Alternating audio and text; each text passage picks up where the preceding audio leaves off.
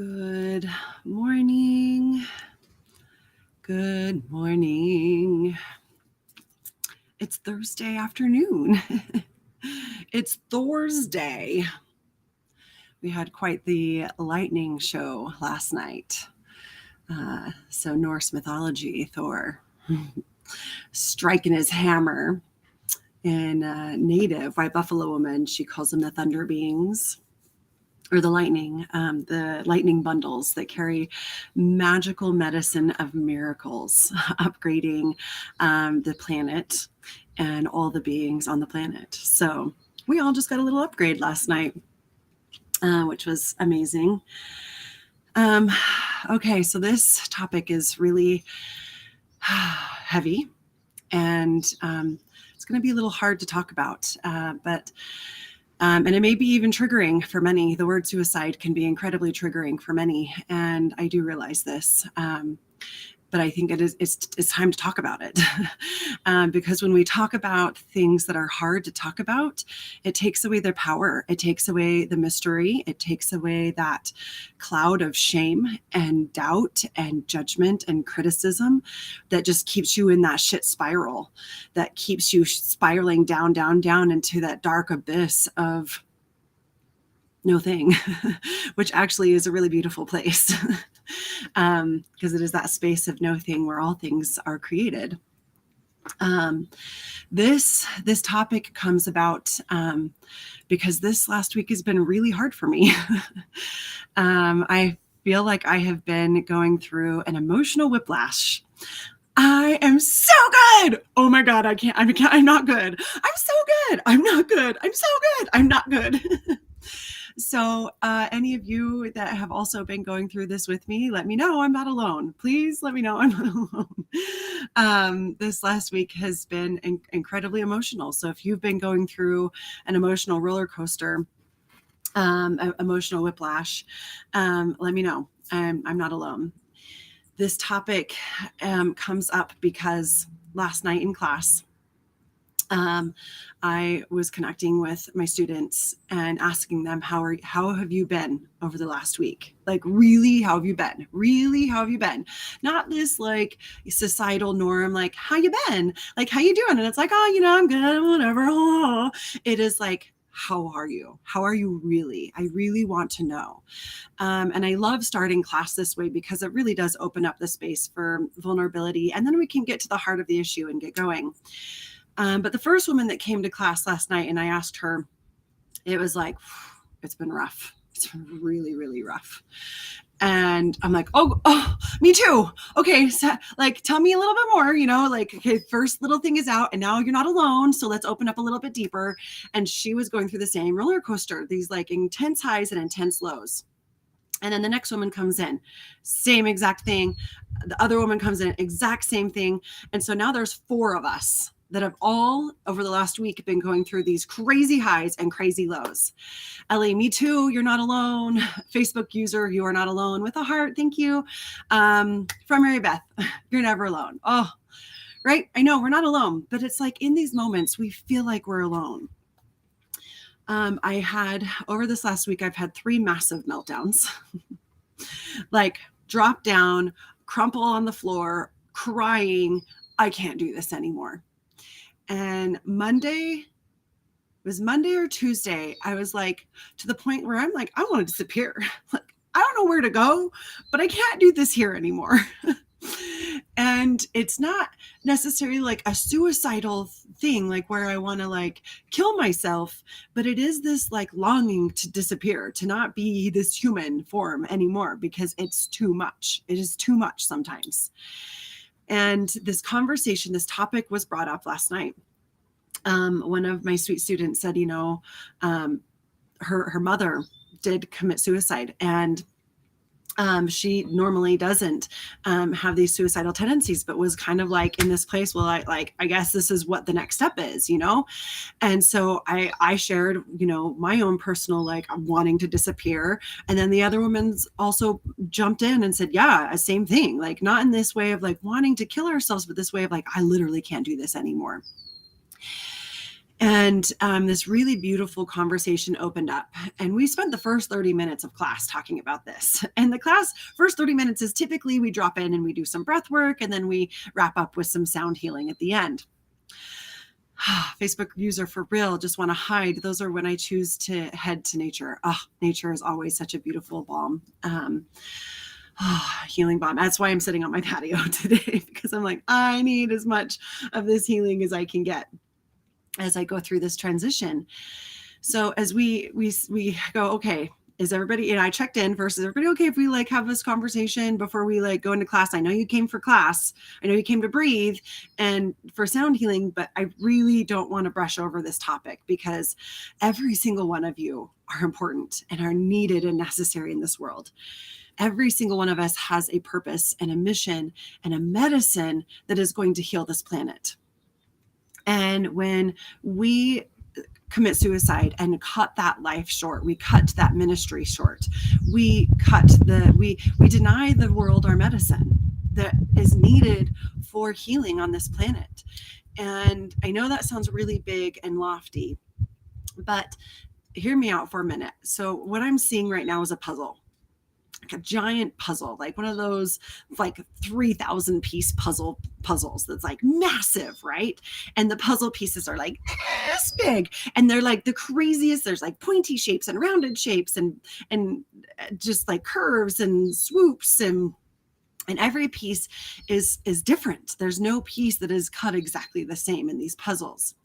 Well, I believe in our planet, the collective consciousness on our planet is like this giant puzzle.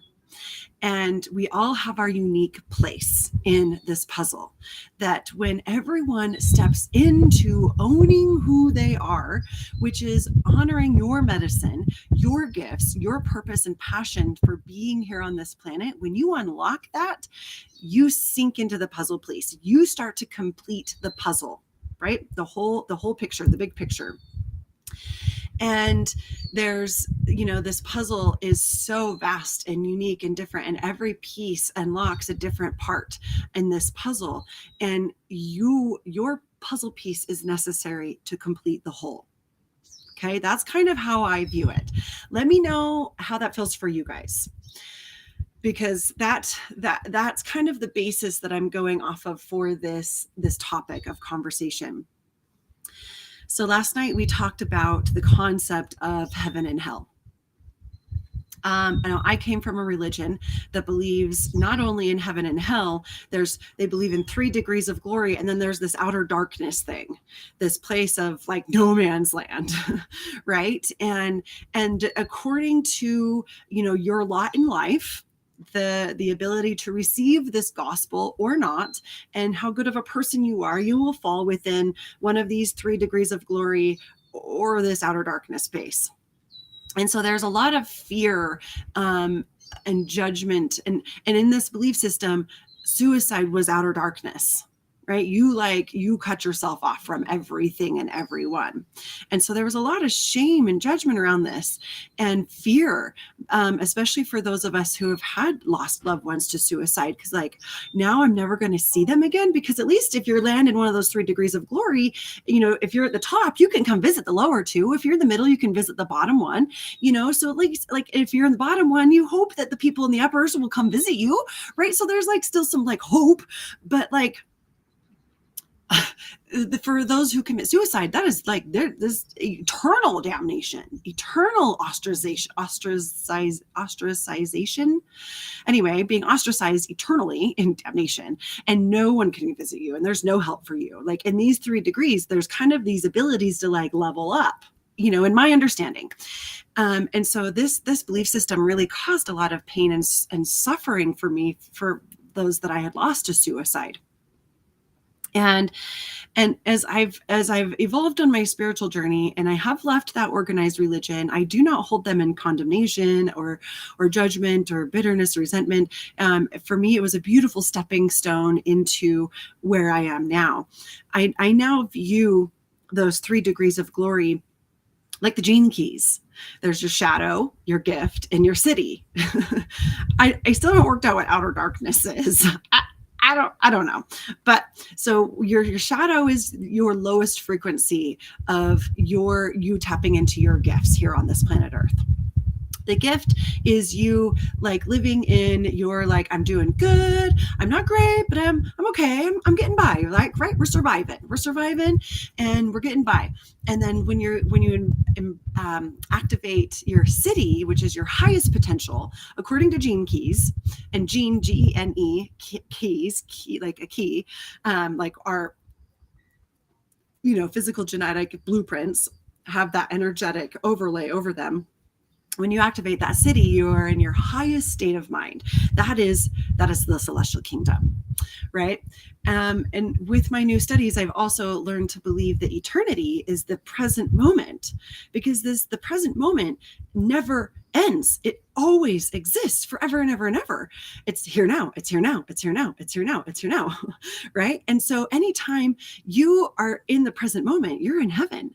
You're in heaven consciousness. You're heaven here now on earth, right? And this is, we also believed in the ability to create in heaven. When we're in that heaven, that celestial reality, we get to be creators and create our own realities, our own earth paradigms. Well, when you're in the present moment, in heaven moment here on now, you get to co-create heaven on earth here now. Like forever and ever and ever and ever, now. And so hell is really living in the past or the future. Right?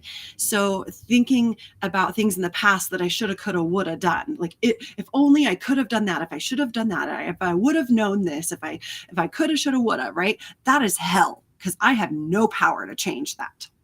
That's hell, right? That's living in the past. Future tripping is what ifing yourself to death. Well, what about that? And what about this? And what if this happens? And what if that happens? And am I ready for that? And if it goes like this and that, and then this and that, and this and that, and this and that, that's hell. It is hell, because I have no power over the outcome of the future, and I have no power to change the outcome of the past. So past to future is hell. That is living in hell. Present moment, here now, is heaven, and is the only place that I can create, manifest, do anything, is here now. Okay, are you with me so far? Give me a thumbs up, or I'm with ya, or if you don't agree, let's talk about that too, because it's okay to agree to disagree. Like, we can have different belief systems and I will still love you. Okay, oh no, my neighbors mow their lawn, so hopefully you guys can hear me okay.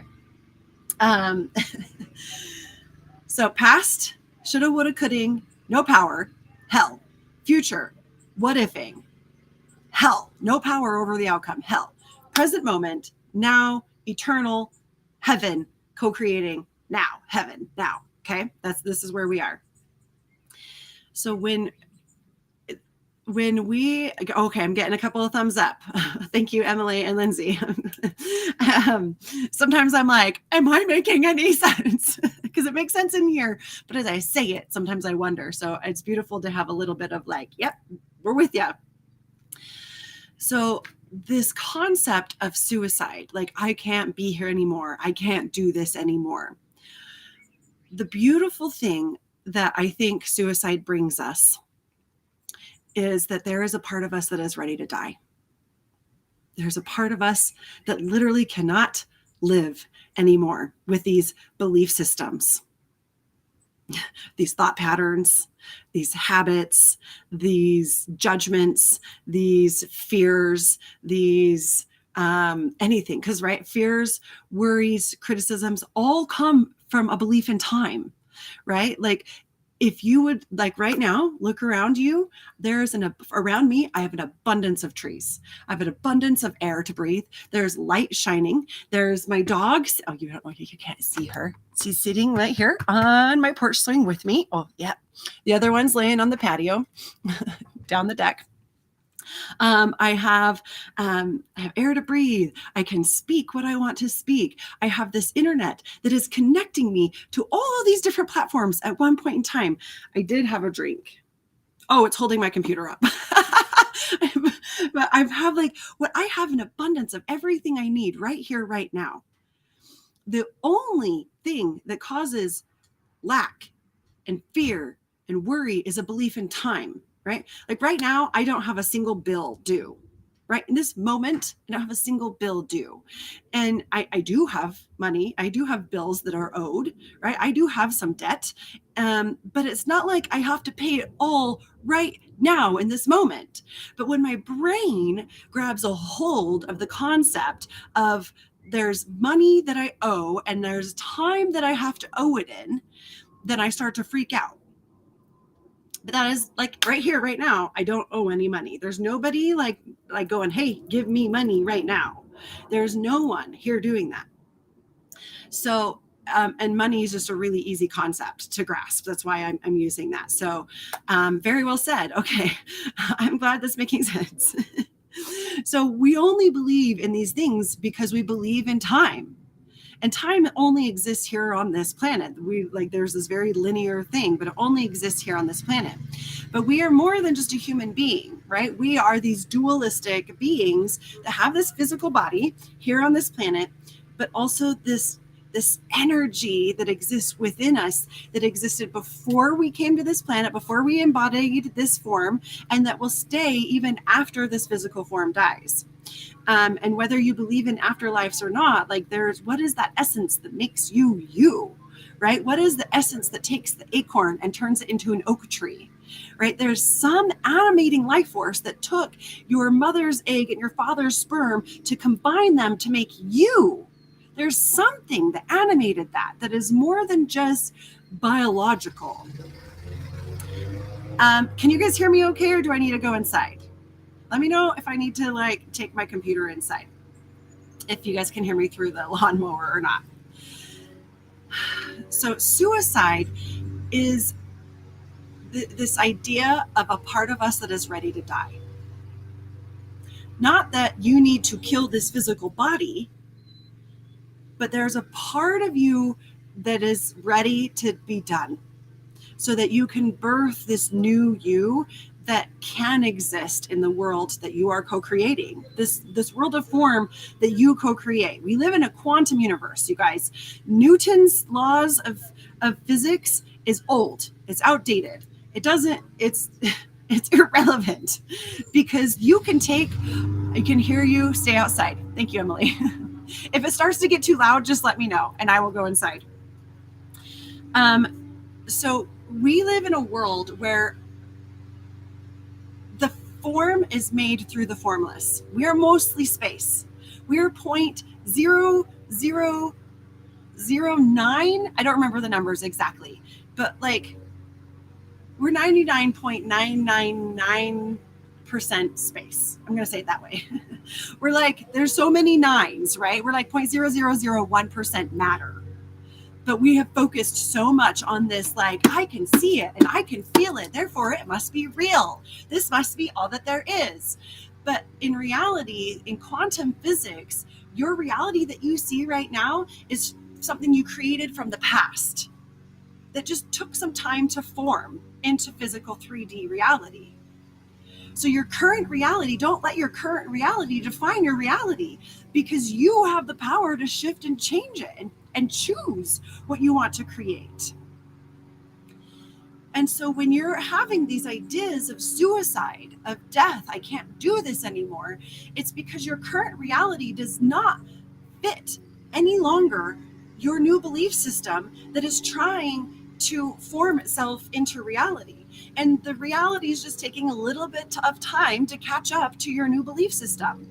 And the old belief system's still trying to hang on. And duality is really hard to exist simultaneously. And so we struggle and we suffer and we fight and we cry and we throw tantrums and we have meltdowns. And I'm laughing because I have been through it the last week. And now that I'm in this beautiful space where I'm I get it, I see it. And what really helped was being surrounded by other people that were also going through it. And this is one of the things we talked about, so what do we do? How do we handle this? Right? And one woman, she's well, I just thought well, Jenny's been doing this for 20 years. There's no way she goes through this. And I laughed, snorted. I was because literally, and Jerry's over there going, because yes, I've been doing this for 20 years, but I'm still fucking human. right? And this is what we signed up for. This is the whole thing. Our oversoul, our spirit, that life force energy that animates everything, was like, ooh, you know what would be really fun? I want to know what it'd be like to experience living life as a Jenny.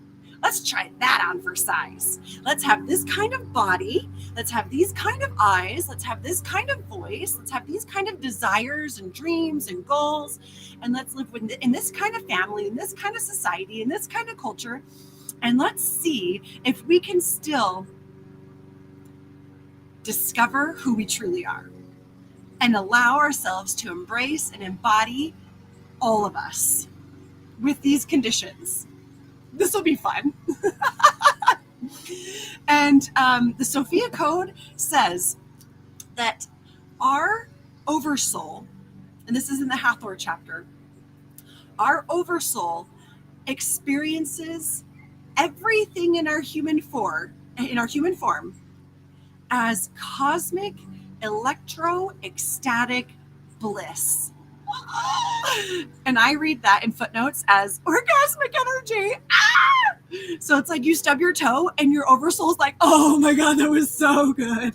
And you're over here going, jumping around on one foot. Right? We have these low lows. And then we have these high highs, and everything that we experience, our oversoul's like, oh yes, that was so good. We experience loss. We experience heartache. We experience fear, frustration, guilt, shame, blame, criticism, judgment, comparison. I'm making up words. We experience all of these in this glorious human dual experience, and our oversoul's like, yes, more, please, more. And then we also get to experience those highs of joy, bliss, peace, gratitude, contentment, love, desire, passion, fulfillment, success. And the oversoul's like, yes, more. And then we experience those like neutrals, right? Where it's like just contentment, neutral, like, okay, interesting. And the oversoul's like, yes, so amazing. And oh my God, the dog just jumped off. So the swing is swinging. The swing is swinging. We're going to knock the computer over on my cup. I love your face too, Facebook user. I'm not sure. It doesn't tell me your name. I'm sorry. So this, you guys, this is what we signed up for. This is what we signed up for. And we are dual beings. We are human beings experiencing spiritual moments. And we are spirit beings understanding what it's like to be human in all the ways and always. It's not this or that. I remember always, raised in a religion being taught that we're not human beings, or we're not human beings we're not spiritual beings having a human experience versus human beings having a spiritual experience. I don't know. It was like this or that. It was like this. It's not this, it's that. And to me, it's like, no, it's this and that. It's yes and. It's yes and. It's both and. We are human and we're spirit and we're combined sometimes. Right? And like that's the goal, is to get that union, that sacred union of body, mind, and spirit. That's what yoga was invented for. That's why religion was invented, was to find this ability to connect body, mind, and spirit. And all of these are beautiful paths, but they are not the way. They're not the only way. There's how many billions of people on the planet? There's that many billions of pathways to discover this union. And everybody has to find it their own way. And that is what we teach at the collective. That is why we started the collective, is because there's not just one path. There's not just one way. And I would invite you to like look at anyone that tells you this is the way and go, oh, hold on. That may be the way for you. Like all the diets that are out there, like keto diet is the way. It is the best way for everyone. Actually, it's not. For some genetic body types, absolutely, it is the best. Same with being vegan. Only plant-based, it is the way. It is the best way. Maybe for some people, but not for everyone, right? Where they may need more fat, they may need more meat. Right? Like there's no one right way. You have to decide and discover the one right way for you. And so when we follow these paths of enlightenment or spirituality, and we're told that there are these blessings and promises of health and vitality and bliss and enlightenment, and then we fall flat on our face and we feel like we're fuck ups. Of course we're going to be in pain. Of course we're going to be suffering. Of course we're going to want to kill, be dead and be gone and not exist anymore, because this is too fucking hard. No matter how hard I try, no matter how many times I follow the path and I check the boxes that tell me I'm doing all the things and I still feel like shit, what's the fucking point? Why am I even here? Why am I even trying? Can I who has felt this way? Who has done this? And how many times have you cycled through this? Like, okay, so I've cycled through this multiple times, right? Especially with religion. It's like, okay, I got to the point where I'm like, fuck it. I'm just going to go sin. I'm going to go drink. I'm going to go watch rated R movies. I'm going to cuss like a sailor. I'm going to, wear revealing clothes. Oh my God, you guys, with my bare shoulders right now. Can you even?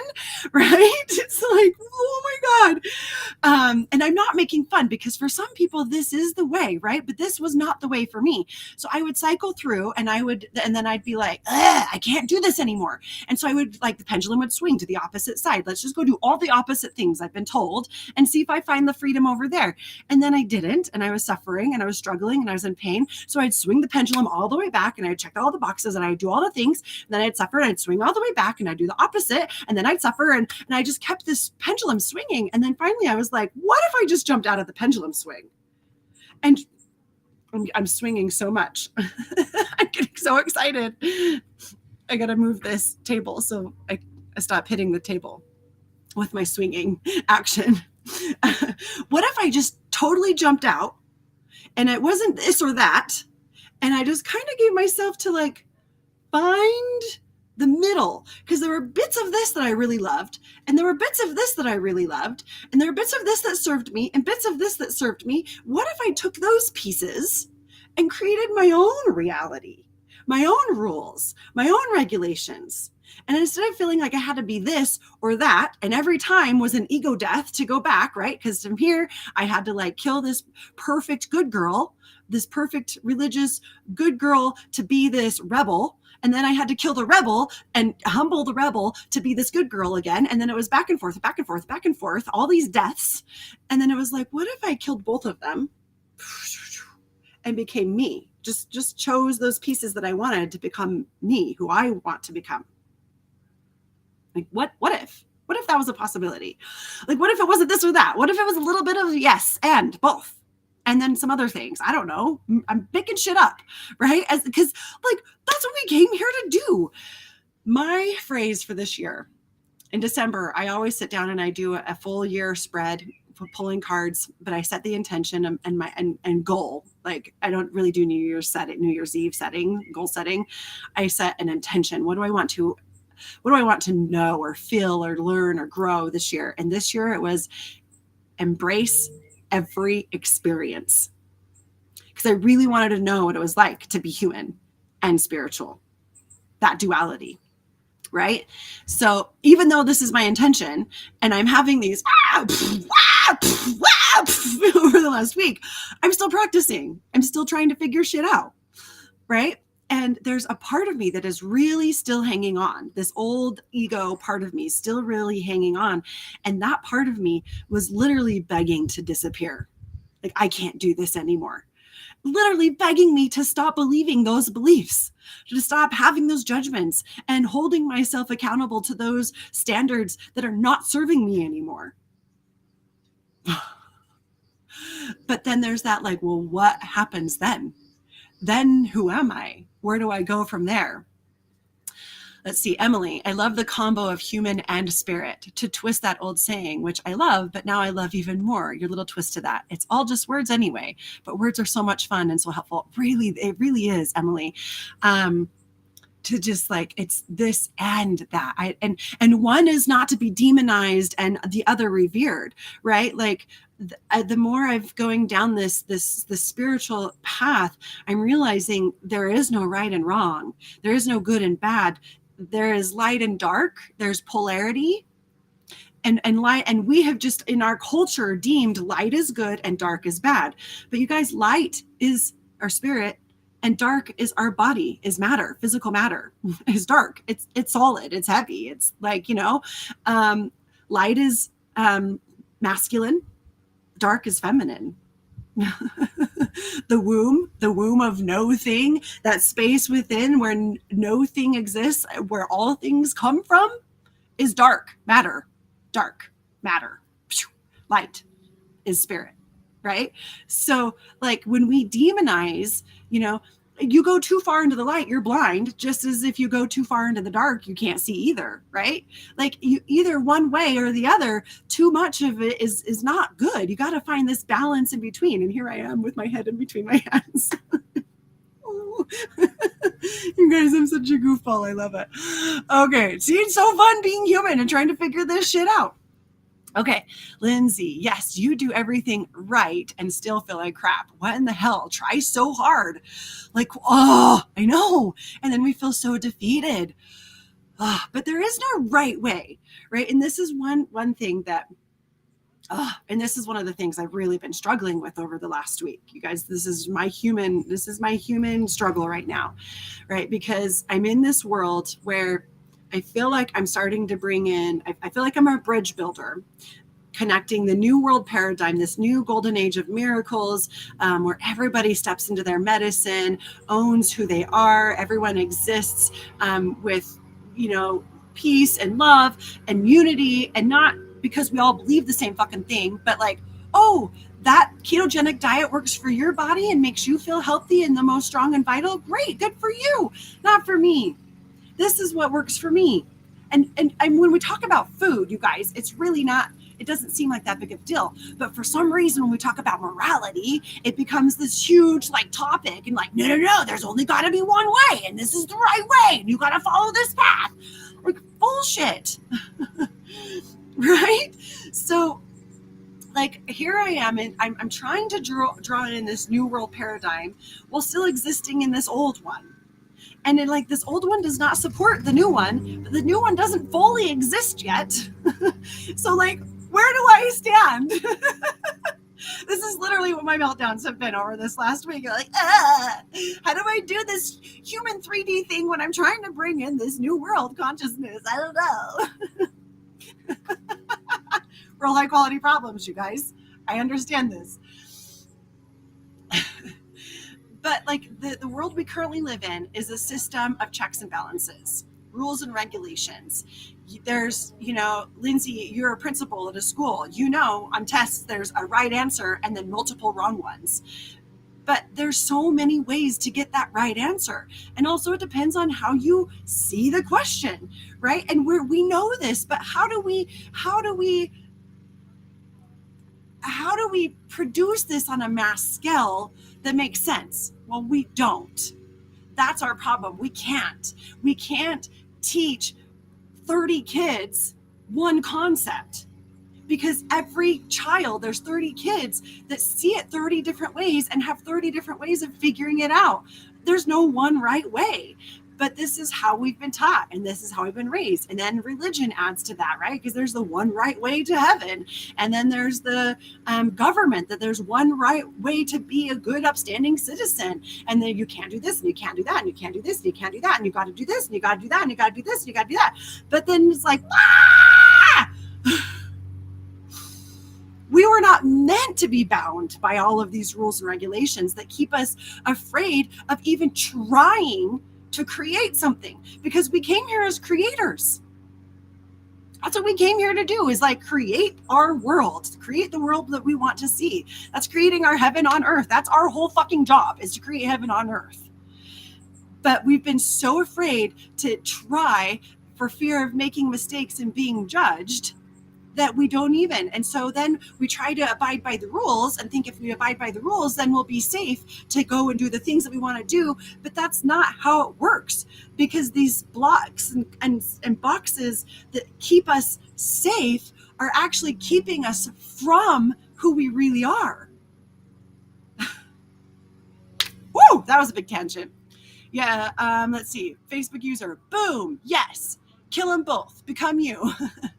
And this like kill them both like phrasing that I know I keep saying feels really harsh, because it really is not like a death, die, die, die, die. It's like oh, honey, come here. Let me embrace you. Let me love you, and let me assuage your fears that they're illusionary. They're illusions. They're not even real. These fears that you have projected don't even exist. You have nothing really to be afraid of. And it's not really a death like you have to kill and cut and sever away from you. It's like this embracing, pulling in and loving until that part of you remembers who you really are. And that feels so much kinder and compassionate and loving than a death, ego death. And ego deaths are fucking hard, you guys. But if we did it with this like loving compassion, like, ooh, it wouldn't be so hard and scary, right? Emily, yes, belief system is also eclectic and evolving. Christianity, Buddhism, Native American beliefs, all truths point to the truth. I love that so much, Emily. When I was leaving my religion that I was raised in, I was looking for another religion, and I read multiple different religious texts, dozens. And each one, I was like, this is the same shit. This is the same shit. They just use different verbiage. They have different kind of checks and balances, but they were all basically the same core teachings and principles, just geographically based, geographically based, in different regions. And then after like the 7th or 8th one that I was reading, and instead of being pissed, I started going, oh, hold on, I'm starting to see a common thread. And so the more I kept reading, the more I started laughing and going, I get it. It is all the same. It really is all the same. That's what I've come to currently. So I currently consider myself an omnist, because I believe they're the same truths in all religions. Omnism. I don't like practice a religion, but that's kind of like the belief system that aligns with. Like I say, when people ask me like, oh, are you a vegan, or are you this, or are you that? When they see me eating food or, dishing up my plate or whatever, I'm like, I'm a flexitarian. Basically, I eat whatever the fuck I want, whenever the fuck I want. Like, because I listen to my body, and then I enjoy the fuck out of that food too. No regrets, no shame, no judgment, because for 10 years, well, I don't know, for a long time, I really tried to have the perfect body, because I thought if I had the perfect body, I'd have the perfect life. Bless my cute little unknowing heart. I even got down to 16% body fat, you guys. I wasn't having a period. Still did not have a 6-pack and thigh gap. How can I have a perfect life if I can't have a perfect body? If I can't have a 6-pack and thigh gap?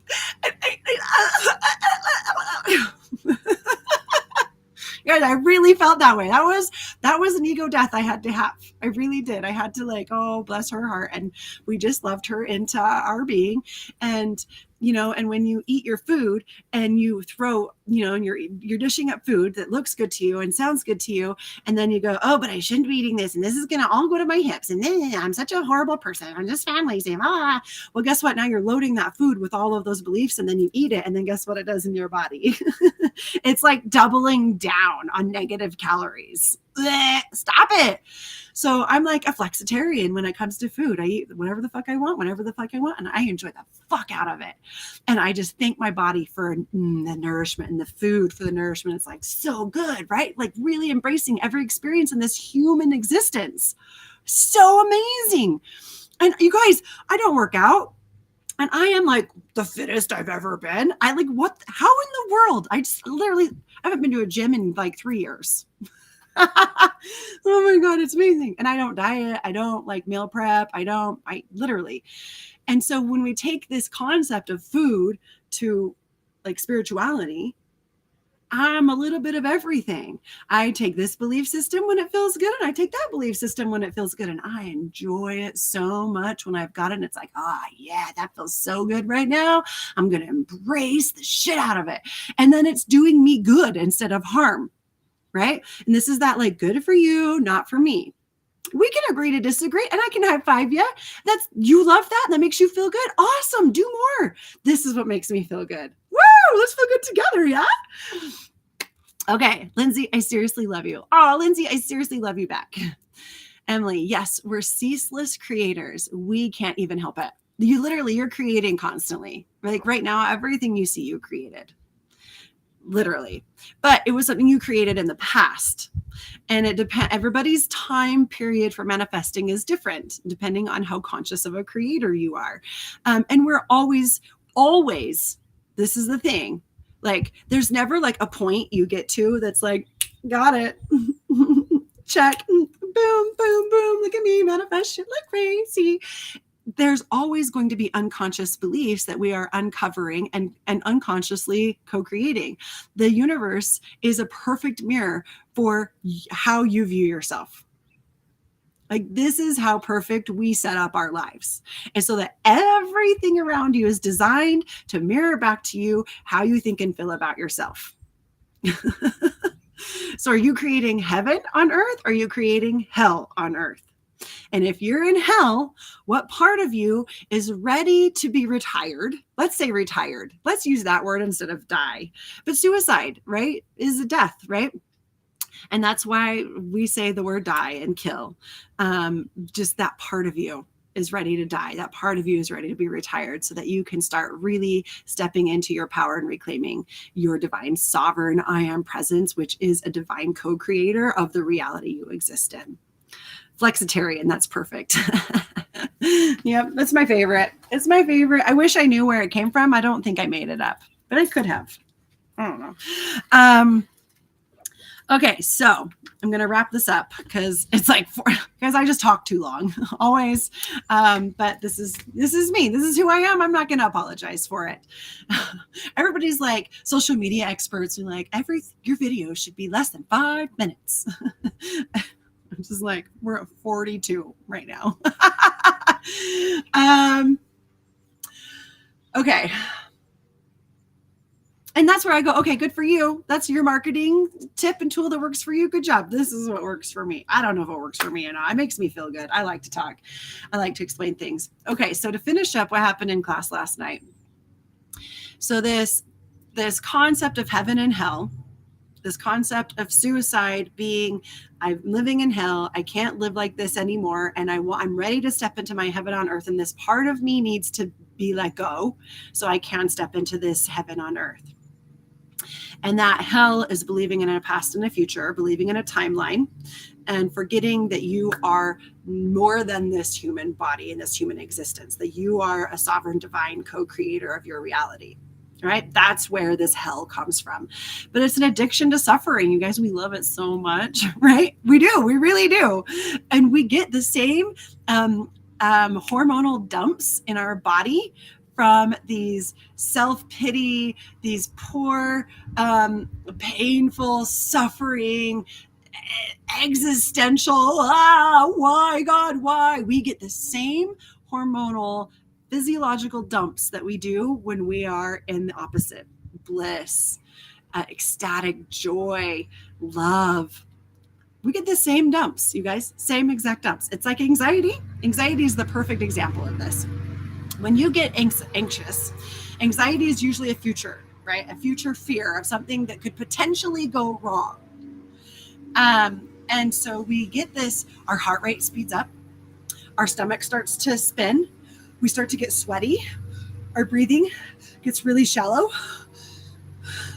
and we like have this, like our vision narrows in, whew, right? This is anxiety.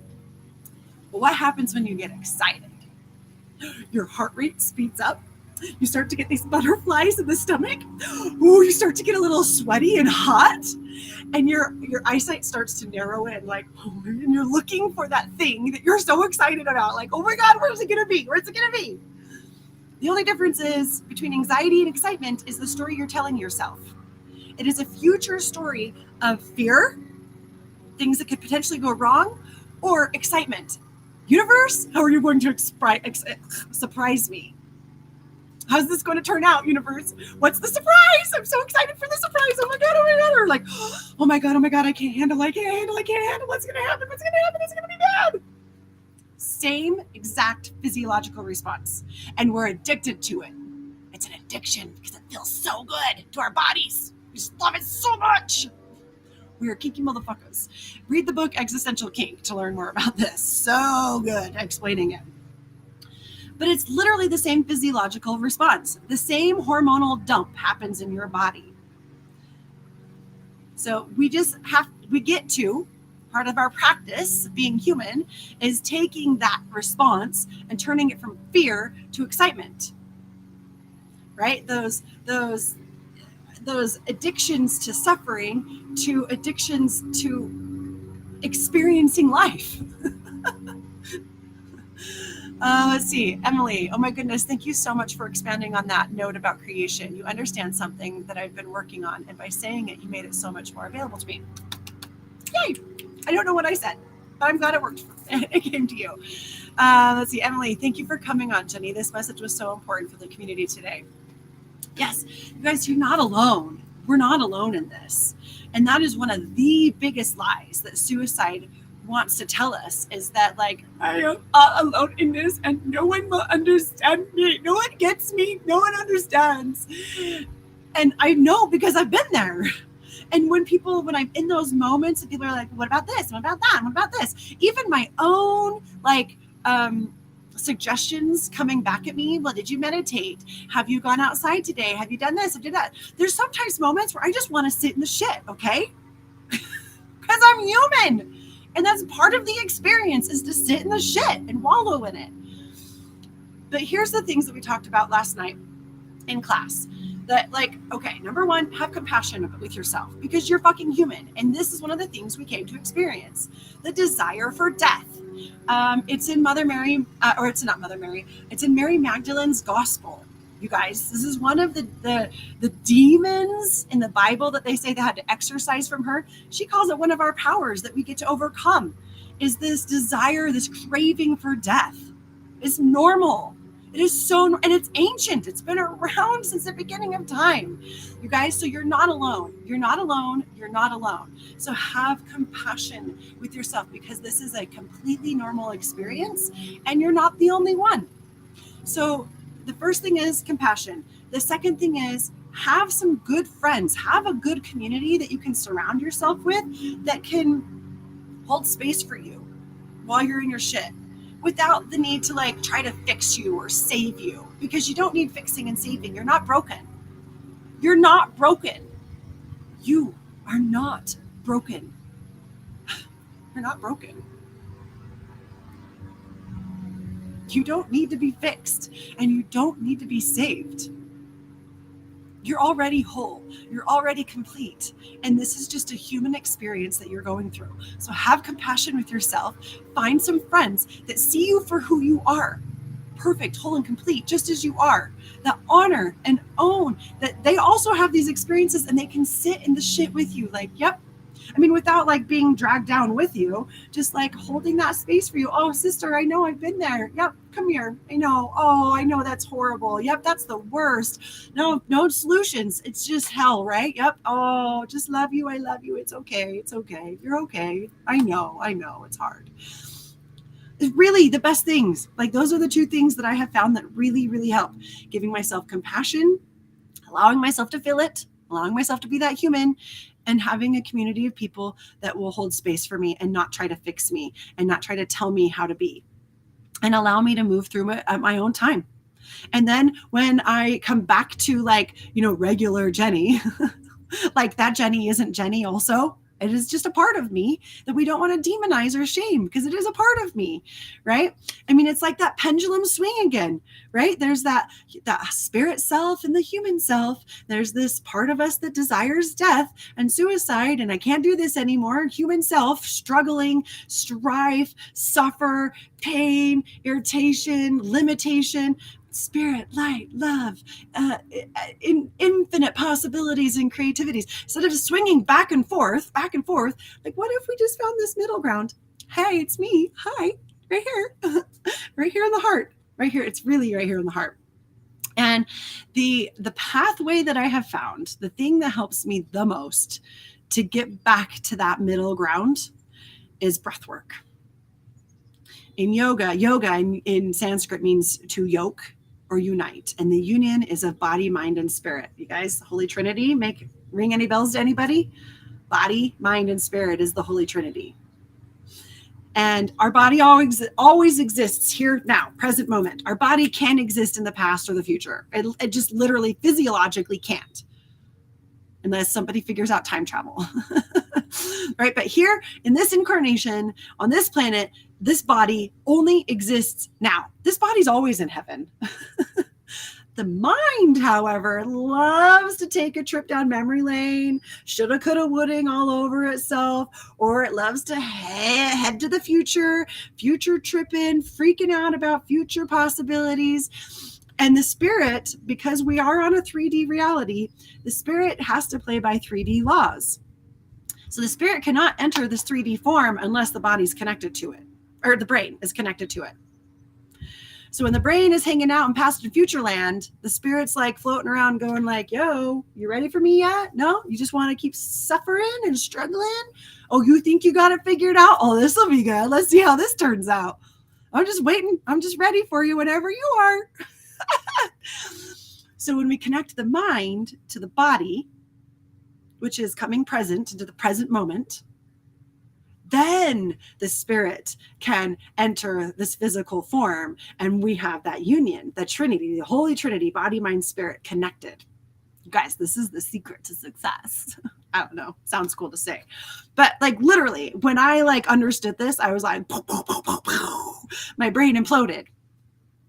Now, what I have discovered, the fastest pathway to connecting that Trinity, body, mind, and spirit, is through the breath.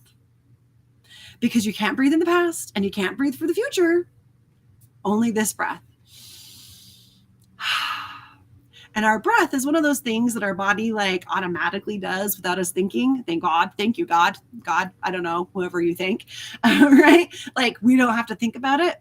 But when we do, we can control it. It's one of the only organs and glands that we actually have conscious and unconscious control over.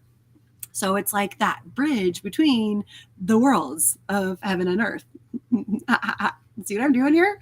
So when you consciously connect to your breath, there's like this wasp that keeps flying around the computer. Like, we're cool. We're cool, wasp. We're friends. We're cool. We can coexist together. So when you connect, when you focus on your breath, when you take your mind and go, okay, big inhale and release. When you focus your mind on your inhale, you default your mind in the present moment.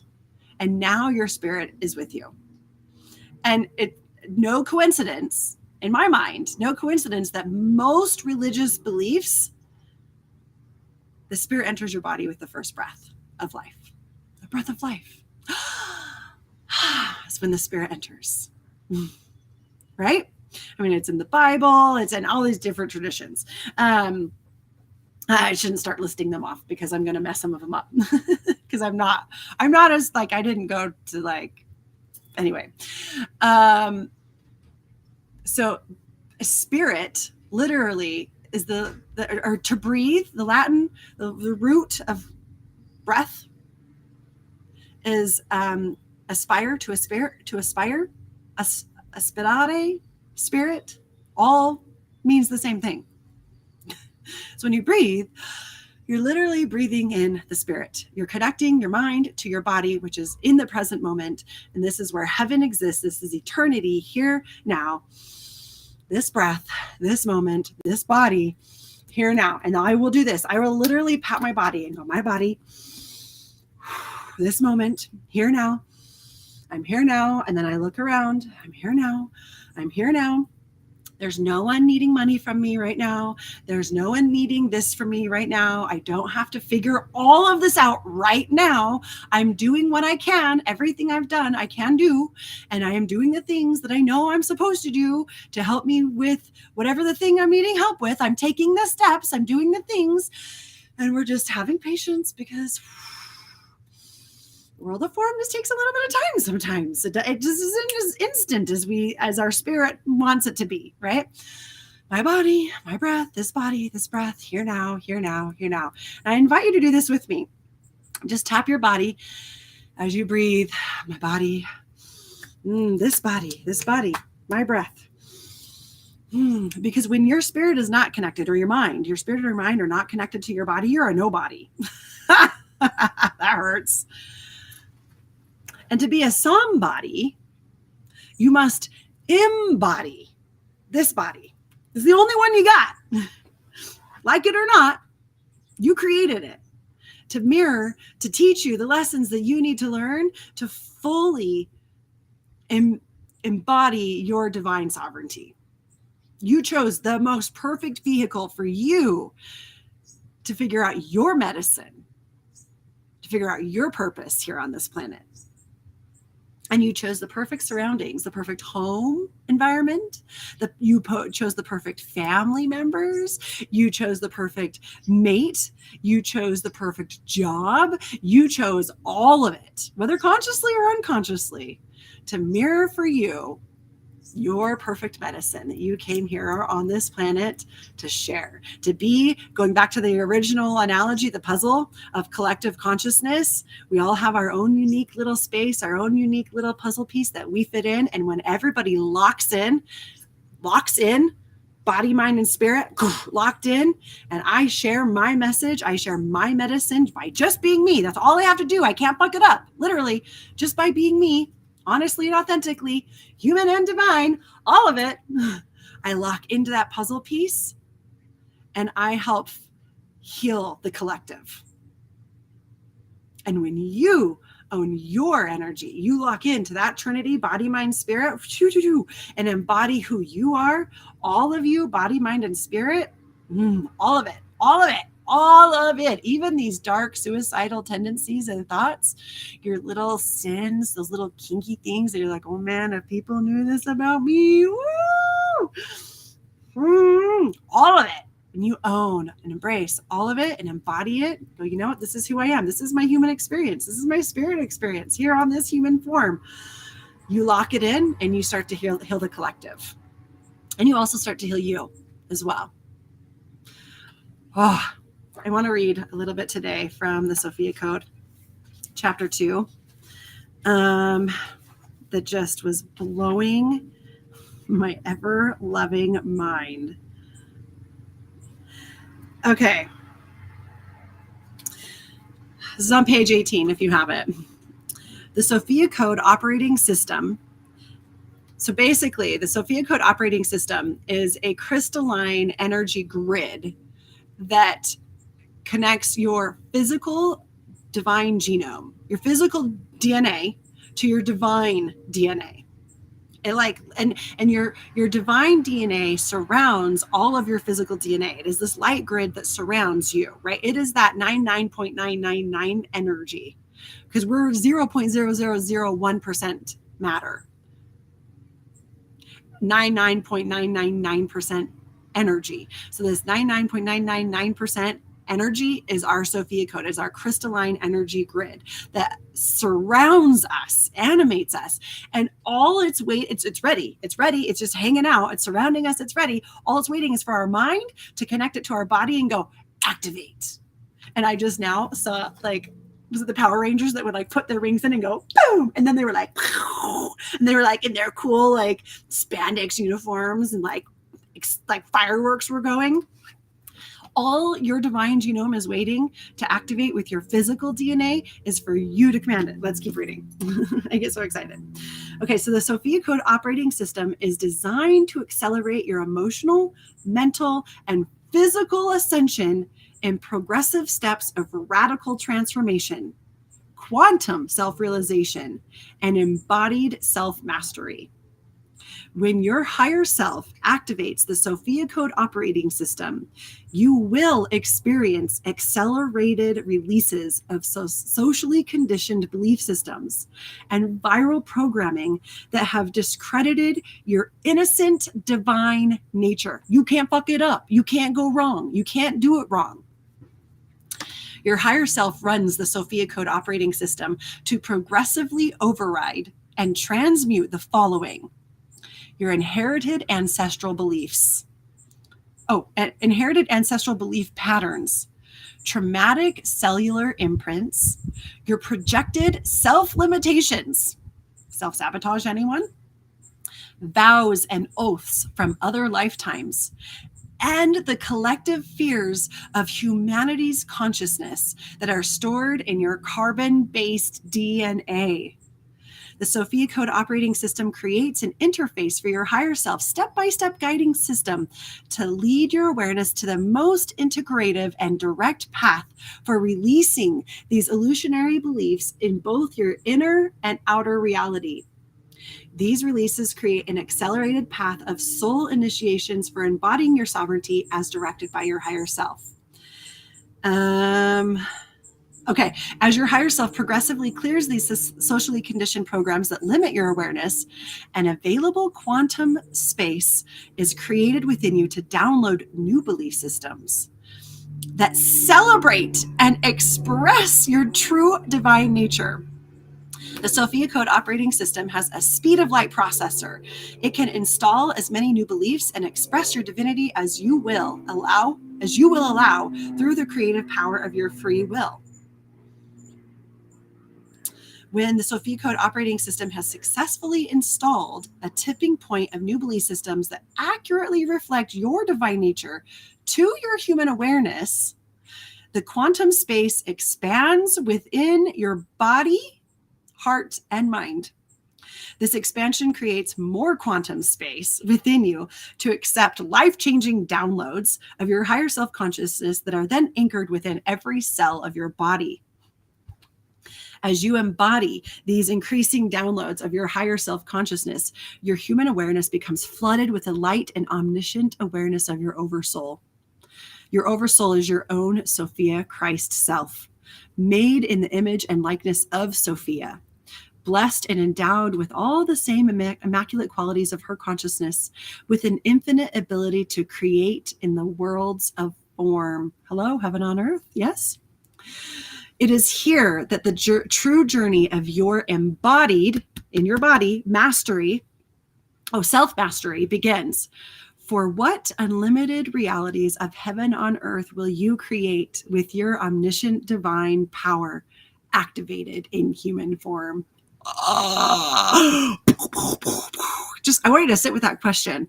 What else is possible if you were to fully activate and embody your divinity in this human form? What else is possible? What could you create? What could you do? And if you knew that you couldn't fuck it up, what would you do? What is possible? Okay, it's been an hour. This is long enough. I've spouted long enough. But I hope and pray, it is my hope and prayer, that if anyone is struggling, if you are struggling, that you will know you're not alone, and you're not crazy, and that it's okay, and that there is a way.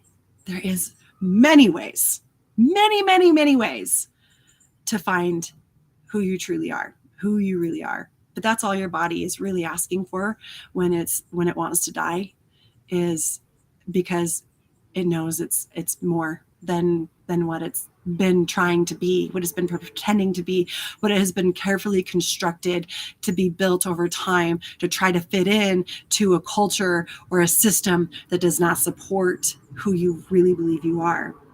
And what it's going to take to create a system, a support system, a culture that does allow and embrace and support you is to finally step up and say, this is who I am. Own it. You really have to face it and own it. But you don't have to do it alone. You're not alone. So if you know anyone who has been struggling with suicide, I really do invite you to send this to them, to tag them in this. If you would please share this on your personal pages, to if this resonated with you, if this made you feel lighter, if it made you feel seen, if it made you feel validated, if it gave you hope, if it inspired you to like really discover more about who you are, please share, because the more of us that get this message, that realize that you're not wrong, you're not bad, you're not evil, you're not dark, you're not a sinner. The desire for death is normal. And it is a part of our learning and growing process. And there's ways that we can work with it together. And if we come together and we start to normalize it instead of shaming it and criticizing it and ostracizing it, because that just is going to contribute to the cycle of destruction and the cycle of suffering, and instead embrace it with compassion and go, it's okay, I see you, I've been there. Monday, I was there. So sharing this message could potentially save someone's life and help them see that there is another way to look at this and view this. And if you are one of those people, you're not alone. Reach out. I would love to help. Come to class. We're paddleboarding tonight. Come paddleboarding, and that one's free. Let's do a session. And if money is an issue, don't let it be an issue. I've said this over and over and over again so many times. And then people are like, oh, I would love to have done my budget right now.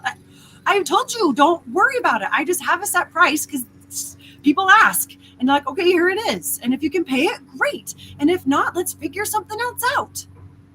I've had people pay me $20 before, and I've had people give me a gift certificate to a dinner place.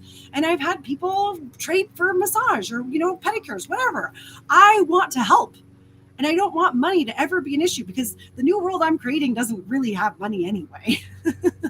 But we're still in this world, and that bridge is not like fully built yet. So I'm working on being that bridge builder.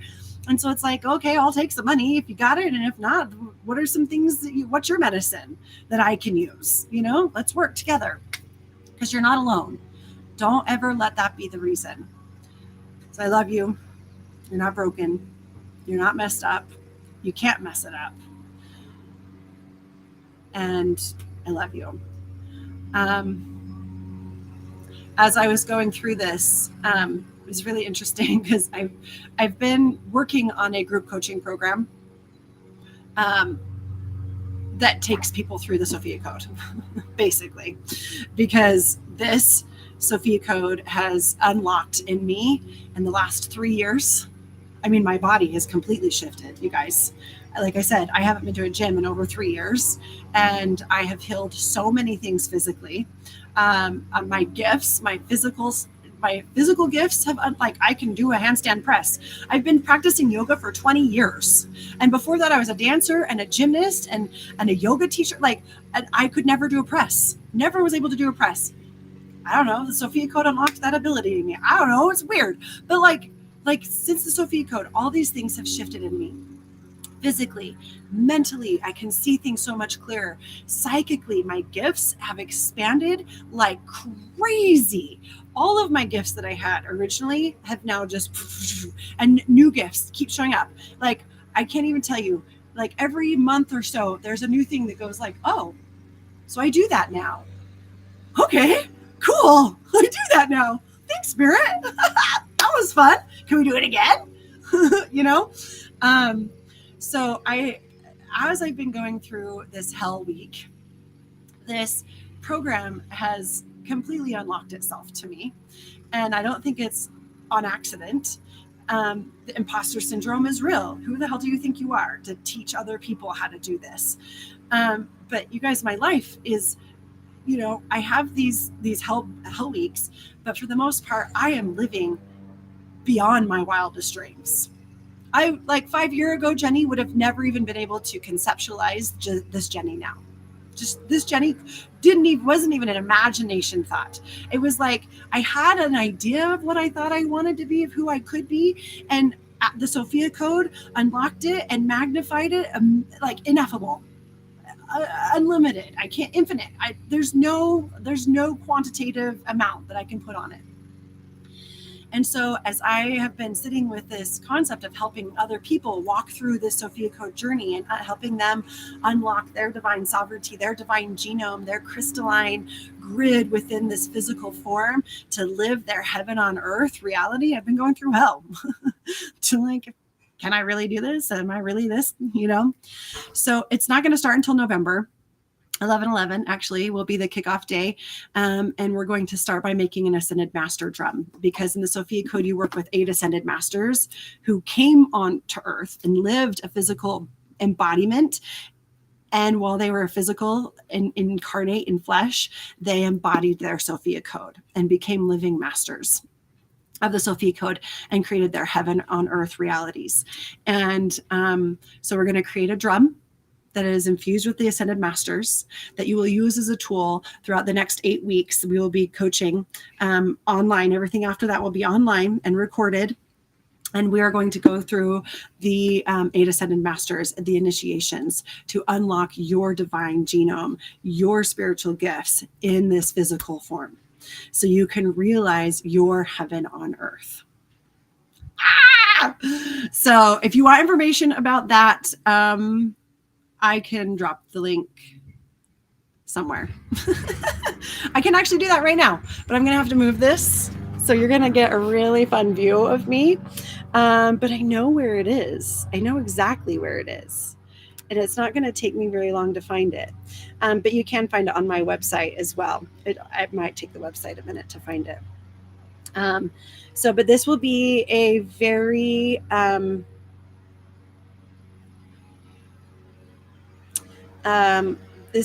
not that one. Maybe I can't do this and talk at the same time.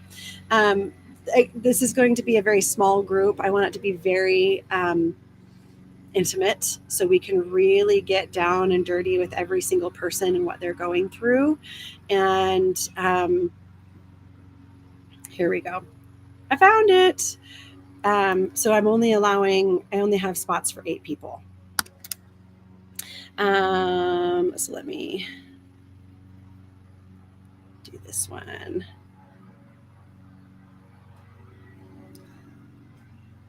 Okay. Add. Oh, where'd it go now?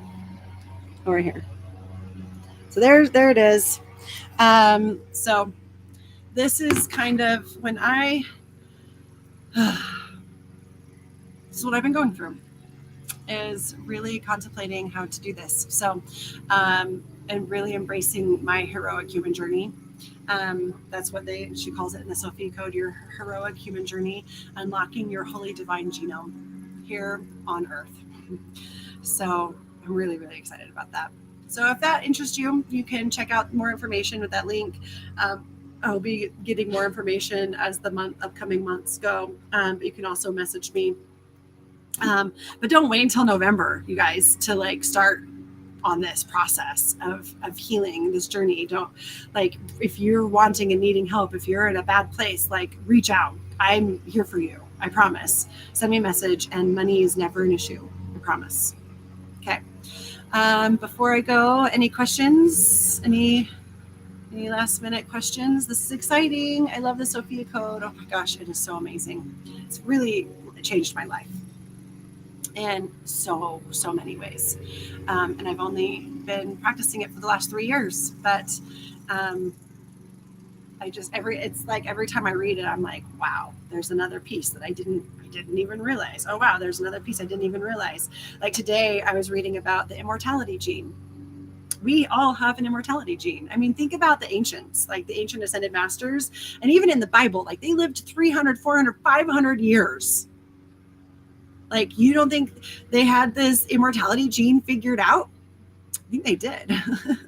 And they, so anyway, it's super fun to play with and learn and be curious and explore. So if you have any questions, let me know. If you're struggling with suicide, reach out. I got you. Please share this with anybody you know that is struggling.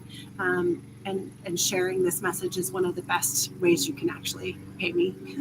like that's the best energy exchange I can get, is being able to share my message with more people, helping more people discover how beautiful and divine and perfect they are, and the power that they have to really create their heaven on earth here now.